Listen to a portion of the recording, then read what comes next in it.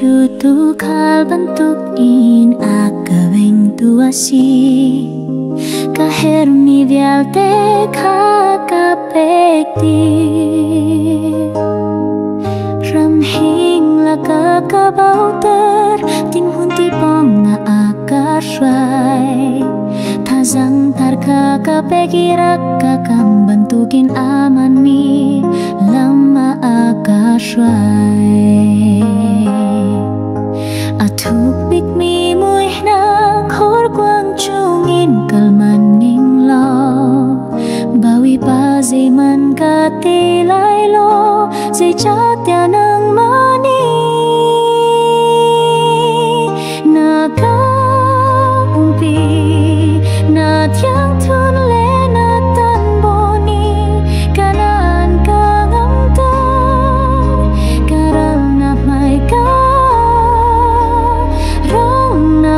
kadang kalua chiti na katui karai chualiam inalyam na tak nakle na daud nakni kanun chung vialte an ka umpilai na injua zungzali kaina sila